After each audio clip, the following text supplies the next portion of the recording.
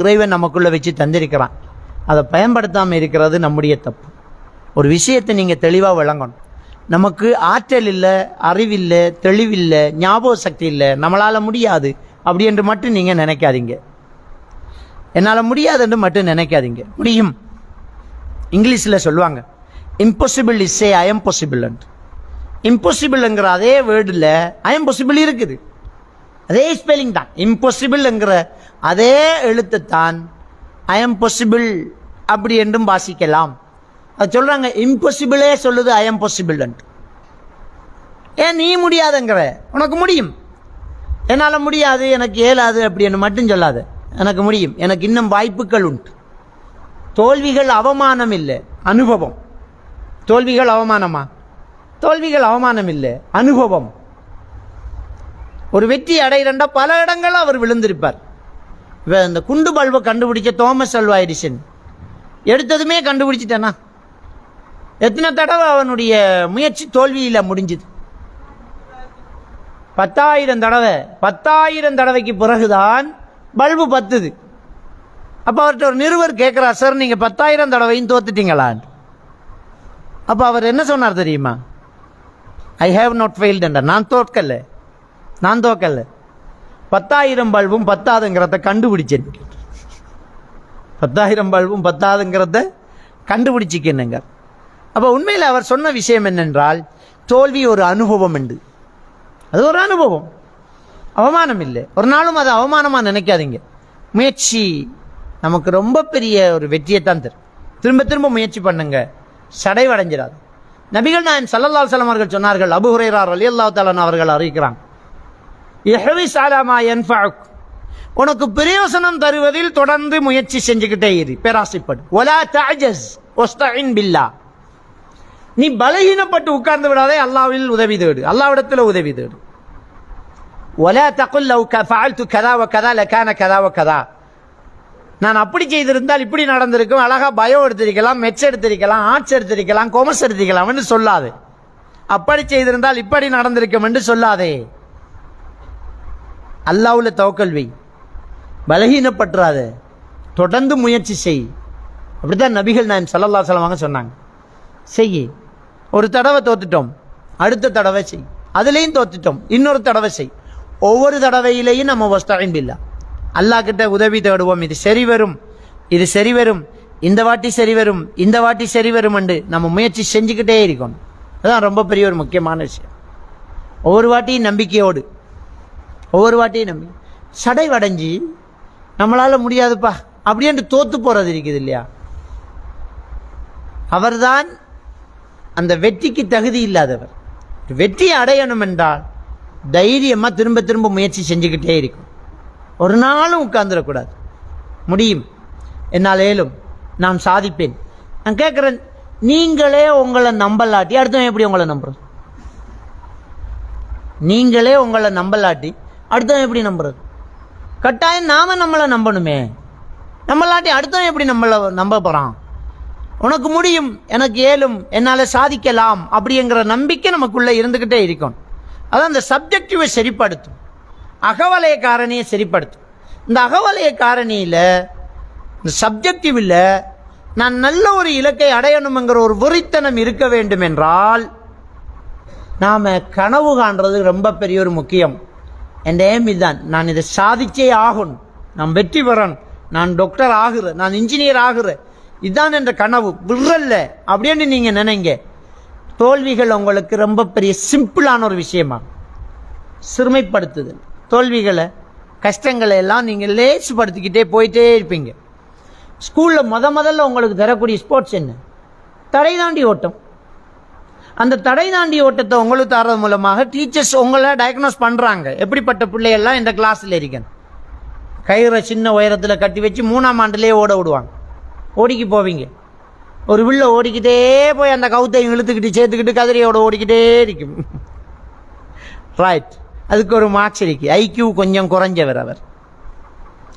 சில பிள்ளை ஓடி போய் அந்த கவுத்தை கண்டு அவடத்தையே நின்று அழ தொடங்கிடும். ஐக்யூ ரொம்ப குறைஞ்ச பிள்ளை அது. ஒரு பிள்ளை, பெரும்பான்மையான பிள்ளையிலனே ஓடும், கவுருதிக்கு பாஞ்சிக்கிட்டு ஒரே ஓட்டும். பாயக்குள்ள காலை படுறது பிரச்சனை இல்லை, பாயன் நினைக்குதே அந்த பிள்ளை ஐக்கியூவில் 90 மார்க்ஸ் எடுத்துட்டு. இதில் டாக்டர் உங்களோட டீச்சர்ஸ் மாதிரி உங்களை டயக்னோஸ் பண்ணுறாங்க உண்டு. ரெண்டாவது, உங்களோட வாழ்க்கையில் தடையை தாண்டி போயிட்டே இருக்கணுங்கிற ஒரு சிந்தனையை தந்துக்கிட்டு இருக்கிறாங்க. வாழ்க்கையில் ஏதாவது பிரச்சனை வந்துக்கிட்டு தான் இருக்கும், அதை தாண்டி போயிட்டே இருக்கணும். இதுதான் லைஃப். ஏன்னா வாழ்க்கைங்கிறது அப்படியே இறக்கத்தில் போகிற மாதிரி எப்போவுமே நல்லாவே இருக்காது. ஒரு கஷ்டம், ஒரு தடை, ஒரு குழி, ஒரு சேறு, ஒரு பள்ளம், ஒரு தண்ணி, ஒரு முள்ளு வந்துக்கிட்டே இருக்கு. வாழ்க்கையில் கஷ்டம் இல்லாத மனுஷனே கிடையாது. அல்லாஹ் தஆலா திருக்குர்ஆன்லயே சொல்லிட்டான், வலனப்லுவன்னக்கும், கண்டிப்பாக உங்களை சோதிப்பாங்கிறான். பிஷைஇ மினல் ஹௌஃபி வல் ஜூஇ வ நக்ஸி மினல் அம்வாலி வல் அன்ஃபுஸ் வஸ்ஸமராத், பயத்தால் சோதிப்போம், பசியால் சோதிப்போம், விளைச்சல் சேதத்தால் சோதிப்போம், உயிர் சேதத்தால் சோதிப்போம், பொருளாதார சேதத்தால் சோதிப்போம். நபியே ஃபபஷிரி சாபிரீன், அந்த சோதனைகளின் போது பொறுமையாக இருக்கிறார்களே அவர்களுக்கு நன்மாராயணன் சொல்லுங்க. கஷ்டங்கள் வரும், பொறுமையாக இருக்கும். என்ன அது பொறுமை? அடுத்த வாட்டி வெல்லலாம். இதுவும் அல்லாஹ்வுடைய ஏற்பாடு, இதுவும் நமக்கு எழுதின எழுத்து, இதுவும் கடந்து போகும், இதுவும் நம்மளை விட்டு நீங்கும். எனக்கு இன்னும் வாய்ப்புகள் உண்டு, போயிட்டே இருக்க வேண்டியது. இந்த தூக்கணாங்குருவி எவ்வளோ கஷ்டப்பட்டு ஒரு வீட்டை கட்டுது. எத்தனை மரத்தில் இருந்து ஓலையை இழுத்துக்கிட்டு போகணும், எத்தனை வைக்கோலை எடுத்து, எத்தனை புட்களை பிச்சு அந்த மரத்தில் போட்டு லொக் போட்டு மாட்டி, அது வீடு கட்டி கூடு கட்டி கூட்டுக்குள்ளே களிமண் வச்சு, களிமண்ணில் மின்மினி பூச்சை எட்டி வச்சு அப்படியே குடியிருக்கும் போது அந்த மரம் விழுந்துட்டா, எங்கேயாவது குருவிகள் போய் சூசைட் பண்ணுதா? என்னுடைய வீடு இடிஞ்சு போச்சு, என்னுடைய மரணத்தை காற்றுக்கு காணிக்கையாக்குகிறேன் என்று போகுதா? இல்லையே. குருவி சூசைட் பண்ணுதா? இல்லை. அது திரும்ப எழும்பி பறக்குது, இன்னொரு மரத்தில் திரும்ப கூடி ஸ்டார்ட். எனக்கு இன்னும் வாய்ப்புகள் உண்டு, வாழ்க்கை உண்டு, எனக்கு இன்னும் சந்தர்ப்பங்கள் உண்டு அப்படின்ற ஒரு குருவியால் நினைக்க முடியுமெண்டா நாம ஏன் உடஞ்சி போகிறோம்? ஒரு தடவை மார்க்ஸ் குறை எடுத்தாலே நம்ம அவுட். ஒரு நாள் அப்படி நினைக்கக்கூடாது. நம்மளால் வெத்தலாம், நம்ம வெல்லலாம் என்ற நம்பிக்கை நம்மகிட்ட இருக்கணும். உங்களுக்குள்ள ஒரு விஷயத்தில் மட்டும் தவறான எண்ணங்கள் வருது. நான் தான் ஃபெஸ்ட் வரணும் என்று மட்டும் நினைக்காதீங்க. நான் தான் ஃபெஸ்ட் வரணும் என்று நினைக்காதீங்க. பேரண்ட்ஸ் நீ தான் ஃபெஸ்ட் வரணும் என்று சொல்லிக் கொடுக்காதீங்க. இது பிள்ளைகளுக்கு தாழ்வு மனப்பாங்க உண்டாக்கும், அடுத்தவங்க மேலே பொறாமையை தோற்றுவிக்கும். ஆகப்பெரிய பிரச்சனை வர வகுப்பில் எப்போவுமே ஃபெஸ்ட் வர பிள்ளைகளுக்கு, வகுப்பில் எப்போவுமே ஃபெஸ்ட் வந்துக்கிட்டே இருக்குதுண்டா, அந்த பிள்ளை ஒரு தடவை ஒரு காய்ச்சல் வந்து அல்லது ஒரு மையத்து வீடு, ஒரு பிரச்சனை, ஒரு இடம்பெயர்வு, ஒரு கஷ்டத்தால் 2 மார்க்ஸ் குறைவாகி 2வதுக்கு வந்துட்டேன்டா, அந்த பிள்ளை உளவியல் ரீதியாக பாதிக்கப்படுது. அந்த பிள்ளையால் அதை ஜீரணிக்க முடியலை. இது உண்மையிலேயே மனசில் ஏற்படக்கூடிய ஒரு நோய். அந்த அஜீரணம், அந்த அந்த மன விரக்தி, அந்த ஸ்ட்ரெஸ் வந்த காரணம் நாம மார்க்ஸ் குறை எடுத்ததுக்காக இல்லை. குறை எடுத்தாலும் நீ நல்லா தான் எடுத்திருக்க, 98 எடுத்திருக்கிற, 2 தான் குறைவு உனக்கு. நீ 98 எடுத்திருக்கிற, 2 தான் குறைவு, நல்ல மார்க்ஸ். நீ 75 எடுத்தாலே நல்ல மார்க்ஸ் தான். ஆனால் மனத்தில் வேதனை ஏன் பெரு தெரியுமா? 99 ஒருத்தி எடுத்திருக்கிறாங்கிறது தான் பிரச்சனை. அவன் 100 எடுத்திருக்கான், தான் நமக்கு பிரச்சனை. இதை ஊட்டிட்டாங்க உங்களை சுற்றி இருக்கிறவங்க. நீ தான் ஃபர்ஸ்ட் வரணும், கிடையவே கிடையாது. நீயும் ஃபர்ஸ்ட் வரணும், நானும் ஃபர்ஸ்ட் வரணும்னு நினைக்கணும். நானும் ஃபர்ஸ்ட் வரணும். என் கிளாஸில், என் வகுப்பில் நான் ஒரு என் பாடத்தை எக்ஸாம் ரிசல்ட்ஸை கொண்டே வச்சுட்டேன். அந்த வகுப்பில் எப்போவுமே 2 பேர் இருக்கான், 3 தான் இருப்பான். இவன் ஃபஸ்ட்டு வருவான், இல்லாட்டி அவன் ஃபஸ்ட்டு வருவான். 2 பேருக்கு இடையில 1 மார்க்ஸில் தான் வித்தியாசம் பெறும். இவன் 99, அவன் 98, இவன் 97, அவன் 96, இப்படி தான் வந்து இருப்பான். எல்லா பாடத்துலையும் அப்படி தான் சண்டை. நான் போயிட்டேன், சார் பேப்பர் எடுத்துக்கு வந்திருக்கார், தரப்போறாரு, எல்லாரும் ரெடியாக இருக்கிறாங்க. நான் முதல்ல ஒரு அறிவிப்பு செய்கிறேன். இன்னைக்கு நம்மளோட கிளாஸில் ஃபஸ்ட்டு எடுத்தால கூப்பிட போகிறேன் ரெண்டு சொன்னோன்னு 2 பேரும் ரெடி ஆகுறாங்க. நீ ஏன் நான் 2 பேரையும் கூப்பிடலை, பின்னுக்கு இருக்கிற ஒரு ஆளை கூப்பிட்டு, இவர் தான் இந்த கிளாஸில் ஃபஸ்ட், வாங்க. வந்து பிள்ளையெல்லாம் மாஷா அல்லா மாஷா அல்லா என்று சொல்லி, அல்லாஹு அக்பர் என்று சொல்லி அவருக்கு ரிப்போர்ட் எடுத்து இன்னைக்கு 63 மார்க்ஸ், 63 ஸ்கூலில் இந்த வகுப்பில் வந்தான் ஃபஸ்ட் இந்த பாடம் போ ஒன்று கொடுத்தாச்சு. மத்தாக்களை அவரை பேப்பரை வந்து வேண்டிக்கு போயிட்டாங்க. நான் வேணுமென்று பேசாமல் இருக்கேன். எனக்கு தெரியும் இப்படி ஒரு சலசலப்பு வருமெண்டு. சலசலப்பு வருது. என்ன சத்தம்? அமைதி. திரும்ப சலசலப்பு வருது. என்னப்பா சத்தம்? சார் இவருக்கு 98 சார். உனக்கு தெரியும். இவருக்கு 90 சார். ஓ எனக்கு தெரியும்.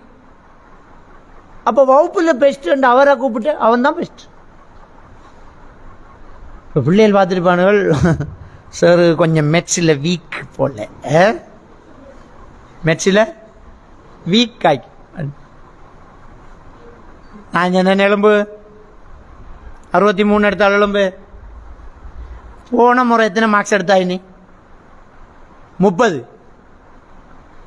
இப்போ 63. எத்தனை கூட எடுத்திக்கான்? 33 மார்க்ஸ் கூட எடுத்திக்கான். 98 எடுத்தாள் எலும்பு. போன முறை எத்தனை டாம்பி எடுத்த? 97. இப்போ எத்தனை? 1 தான் நீ கூட எடுத்திருக்காய். உன்னுடைய வளர்ச்சி 1, அவனுடைய வளர்ச்சி 33. மதிப்பெண் போறது வளர்ச்சியை பார்த்து தான், இருக்கிற இந்த மார்க்ஸை பார்த்து இல்லை. உண்மை அதுதான். உங்களுக்கு தார மார்க்ஸ் இருக்குத்தானே, அது ஏற்கனவே உங்கள்கிட்ட இருந்த டேலண்ட். உண்மையான வெற்றி என்ன?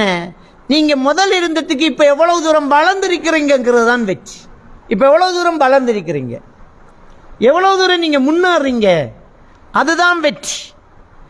அப்ப நான் உங்களுக்கு ஒரு விஷயத்தை சொல்ல விரும்புறேன். நீங்க எடுத்த மார்க்ஸ் குறைவா இருக்குன்னு யோசிக்காதீங்க, அடுத்த மார்க்ஸ் கூடணும் என்று யோசிங்க. அதுதான் உங்களுடைய வளர்ச்சி, உங்களுடைய விவேகம், உங்களுடைய வீரம், உங்களுடைய சாதனை. அதான் வேகம். நீங்க அந்த மட்டும் நீங்க மறந்துடாதீங்க. உங்களால முதல் இருந்ததுக்கு இப்ப எவ்வளவு வளர முடியுதுன்னு பாருங்க. ஒரே குட்டையில போட்ட மட்டைகளா இருக்கக்கூடாது. எப்பவுமே இவருக்கு இது 20 மார்க்ஸ் தான், எப்பவுமே இவருக்கு வேலை 40 மார்க்ஸ் தான். இல்ல, போன வாட்டியை விட இப்ப கூட. நீங்க இப்ப எடுத்தது 15 மார்க்ஸ் என்றாலும் நீங்க கட்டித்தனமானால், என்ன போன முறை 5 தான் எடுத்திருக்கிறீங்க, 10 வளர்ந்திருக்கிறீங்க. வளர்ச்சி வேகமா ஒரே லெவல்ல இருக்கணும் என்றதில்லை, படிப்படியாக கூட முன்னேறலாம். முன்னேற்றம் இருக்குதுன்னா உங்கள்கிட்ட கட்டித்தனம் இருக்குது. முன்னேற்றம் இருக்குது, நீங்க முயற்சிக்கிறது இல்லை. நம்ம எல்லாம் நினைக்கிறோம் என்னண்டா, நமக்கு ஏலா, நாம மக்கு, நாம மாடுதான் மேய்க்க லாய்க். பேரண்ட்ஸ் செய்யக்கூடிய தவறு தான் அது. பேரண்ட்ஸ் என்ன சொல்ல, மக்கு மாடு, மக்கு மாடு மேய்க்க போடா, மாடு மாடு. உனக்கு எத்தனை தடவை சொல்லித்தரும்? உனக்கு ஒன்றுமே உருப்படாதவன். உன்னை பெற்றத ஒரு தென்னை மரம் வச்சுக்கலாம் டான்ஸ். உன்னை வச்சத ஒரு தென்னம்பிள்ளை வச்சுக்கலாம், அந்த பிள்ளைய வச்சத. இது அவங்க செய்த தவறு. பேரண்ட்ஸ் இருந்தா வழங்கிக்கோங்க. எப்பவுமே பிள்ளைகளுக்கு அந்த வார்த்தை சொல்லக்கூடாது. உங்களுக்கு தெரியுமா, ஆல்பர்ட் ஐன்ஸ்டீன் பெரிய ஒரு கணித மேதை.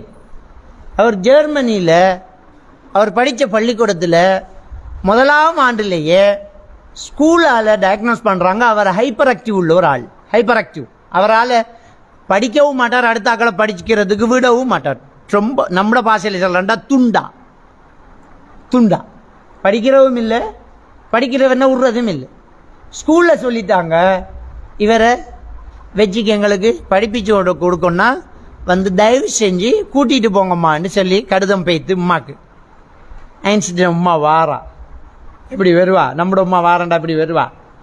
நம்மளோட உமாக்கு பிரின்சிபல் கடிதம் கொடுத்திருக்கார், உங்களோட பிள்ளைய என்ன செய்யலாது, வச்சுக்கு பாடம் நடத்த இயலாமைக்கு தயவு செஞ்சு ஸ்கூலில் விட்டு நாங்கள் நிப்பாட்டிட்டோம், வந்து கூட்டிட்டு போங்கண்டா. எப்படி வருவா நம்மளோட உமா?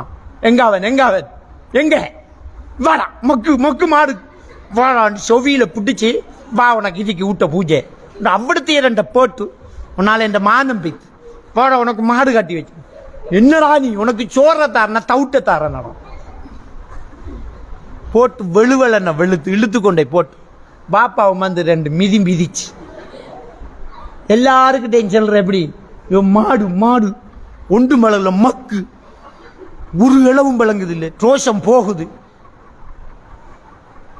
இப்படித்தானே நம்ம இப்படி சொல்றதால நம்மட மனசுல நீங்க என்ன நினைக்கிறீங்க? ஓ நமக்கு விளங்காது போல, நாம மாடு, நாம மக்கு, அப்படி நாம நினைச்சுக்கிறோம். உண்மை அதுவா? இல்லை, நம்மளால ஏலும். நம்மள தீட்டி கூறாக்கல் இன்னும் நம்மளால ஏலும்.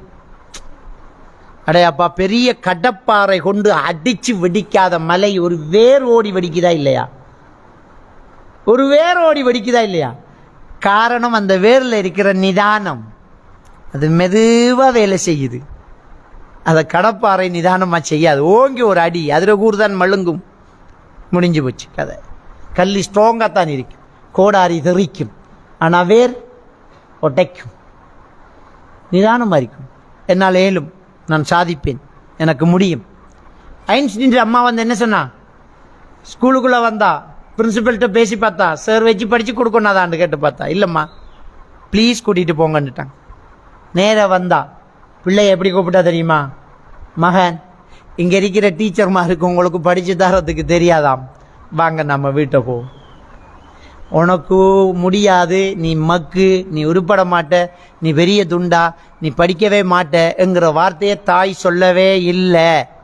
இங்கே இருக்கிற டீச்சர்மாருக்கு உனக்கு படித்து தர தெரியாதான், வாங்க நாம் வீட்டையே படிச்சிடலாம் வாங்கண்டு அம்மா தான் படித்து கொடுத்தா. உலகத்திலே நம்பர் 1 அறிவாளியாக போய்த்தார். பெரிய பெரிய ஒரு திறமை உள்ள ஒருத்தராக போய்த்தார். யார் திறமை உள்ள ஆளான்னு? சின்ன வயசுலேயே பெரிய இன்டெலிஜென்ட் கேஸா? சின்ன வயசுலேயே பெரிய எக்ஸ்ட்ரா டேலண்டா? அப்நார்மலான பெரிய ஒரு டேலண்ட் உள்ள ஒரு ஆளா? சின்ன வயசுலேயே மென்டல் என்று சொல்லப்பட்ட ஒரு ஆள், மனநோயாளி. அதே மாதிரி தான் தோமஸ் ஆல்வா எடிசன். சின்ன வயசுலேயே ஸ்கூலில் லெட்டர் கொடுத்துட்டாங்க, உங்களுடைய மகனை ஒரு மனநல மருத்துவரிடம் காண்பிப்பது நன்று. அந்த கடிதத்தை அவர் பின்னால் தான் வாசிக்கிறார். ஸ்கூலில் கொடுக்கும்போது உடைச்சி பார்க்கக்கூடாது, அம்மா கிட்ட கொடுங்கன்னு கடிதத்தை கொடுத்துட்டாங்க. அம்மா கடிதத்தை எடுத்து வாசிக்க எப்படின்றா, மகன் உன் திறமை ரொம்ப அதிகமாக இருக்கிறா, உனக்கு படிச்சு தர அளவுக்கு அந்த ஸ்கூலில் ஆள் இல்லையா, இனிமே நீ ஸ்கூலுக்கு போகணும்டா, அங்க தெரியாடா உனக்கு படிச்சு தரத்துக்கு கண்டிருக்கா. அவ தான் படிச்சு கொடுத்தா. அம்மாவும் செத்ததுக்கு பிறகு பழைய டாக்குமெண்ட் எடுக்கும்போது அந்த ஸ்கூல் லெட்டரை பார்த்து அப்பா அம்மா வாசிச்சது இருக்கும் என்ற நம்பிக்கையோடு பிரித்து பார்க்கிறார். உள்ளே இருந்தது, உங்களுடைய மகனை ஒரு மனநல மருத்துவரிடம் காண்பிப்பது நன்று என்று இருக்குது. அழுகிறார். என் தாய் இதையா அப்படி வாய்ச்சா, எனக்கு முடியாது என்று மட்டும் சொல்லித்தரலையே. தான் அறிவு மேதைகளுக்கு பின்னூட்டல் இருந்துச்சு. பெரிய அறிவாளிகளுக்கு பின்னால் உள்ளது என்னென்றால், உனக்கு முடியும், நீ செய்வ, நீ சாதிப்ப, உன்னாலேயும் முடியும், போ அப்படின்றது. உனக்கு ஏலும், நீ வெற்றி கொள்வாய், முடியும். அந்த நம்பிக்கையைத்தான் நம்ம பார்க்கணும். நபிகள் நாயகம் ஸல்லல்லாஹு அலைஹி வஸல்லம் அவர்கள் ஒரு சின்ன ஒரு நபித்தோழருக்கு சொல்றாங்க. திருமிதி கிரந்தத்திலே பதிவாக இருக்கக்கூடிய ஹதீஸ். சின்ன ஒரு நபித்தோழர் அனஸ் ரலியல்லாஹு தஆலா அன்ஹு அவங்களுக்கு என்ன சொல்றாங்க தெரியுமா?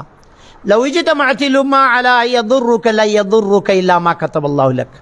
இந்த உலகத்தில் உள்ள எல்லா மனிதர்களும் ஒன்று திரண்டு உனக்கு கெடுதி செய்ய வந்தாலும் லா யதுர்ருக இல்லா மா கதபல்லாஹு லக், அல்லாஹ் எழுதாத எந்த கெடுதியும் யாரும் உனக்கு செய்ய முடியாது. அவுட்.